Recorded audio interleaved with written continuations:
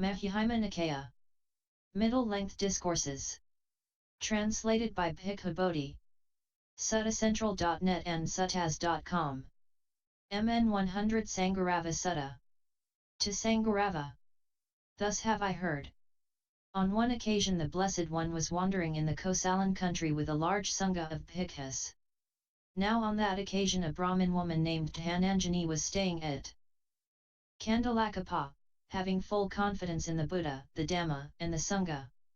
One time she stumbled, and upon recovering her balance exclaimed 3 times, "Honor to the Blessed One, accomplished and fully enlightened. Honor to the Blessed One, accomplished and fully enlightened. Honor to the Blessed One, accomplished and fully enlightened." At the time there was a Brahmin student named Sangarava staying at Kandalakapa. He was a master of the 3 Vedas, with their vocabularies, liturgy, phonology, and etymology, and the histories as the 5th, skilled in philology and grammar. He was fully versed in natural philosophy and in the marks of a great man.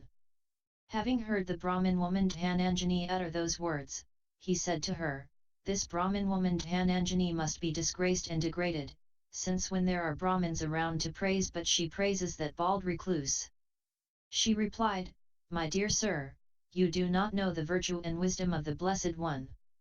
If you knew that Blessed One's virtue and wisdom, my dear sir, you would never think of abusing and reviling him. Then, madam, inform me when the recluse Gautama comes to Kandalakapa." "Yes, dear sir," the Brahmin woman Dhananjani replied.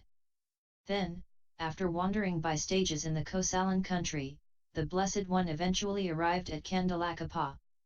There in Kandalakapa the Blessed One lived in the mango grove belonging to the Brahmins of the Todiya clan.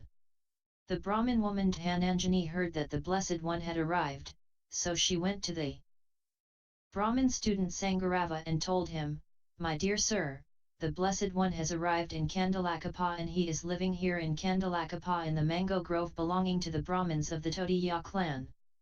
Now is the time, dear sir, to do as you think fit." "Yes, madam," he replied. Then he went to the Blessed One and exchanged greetings with him. When this courteous and amiable talk was finished, he sat down at one side and said, "Master Gautama, there are some recluses and Brahmins who claim to teach the fundamentals of the holy life after having reached the consummation and perfection of direct knowledge here and now. Where among these recluses and Brahmins does Master Gautama stand?" "Buddha, Bharadvaja, I say that there is a diversity among those recluses and Brahmins who claim to teach the fundamentals of the holy life after having reached the consummation and perfection of direct knowledge here and now. There are some recluses and Brahmins who are traditionalists, who on the basis of oral tradition claim to teach the fundamentals of the holy life after having reached the consummation and perfection of direct knowledge here and now. Such are the Brahmins of the 3 Vedas. There are some recluses and Brahmins who, entirely on the basis of mere faith, claim to teach the fundamentals of the holy life after having reached the consummation and perfection of direct knowledge. Such are the reasoners and investigators. There are some recluses and Brahmins who, having directly known the Dhamma for themselves among things not heard before, claim to teach the fundamentals of the holy life after having reached the consummation and perfection of direct knowledge. I, Bharadvaja, am one of those recluses and Brahmins who, having directly known the Dhamma for themselves among things not heard before, claim to teach the fundamentals of the holy life after having reached the consummation and perfection of direct knowledge. As to how I am one of those recluses and Brahmins, that may be understood in the following way.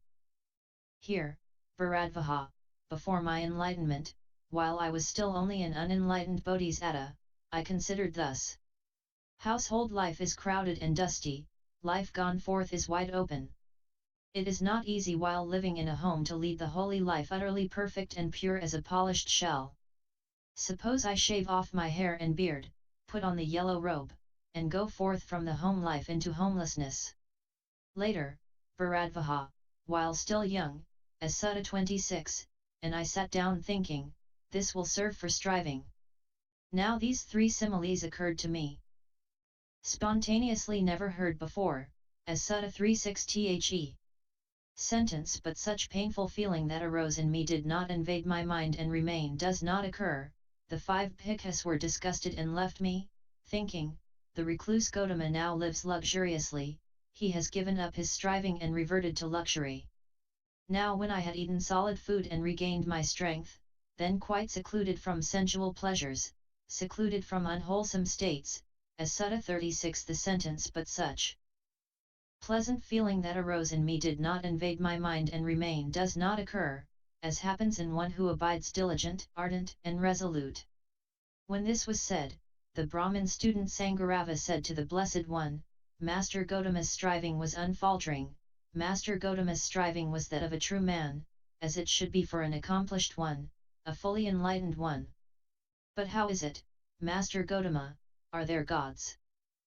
Buddha, it is known to me to be the case, Bharadvaja, that there are gods.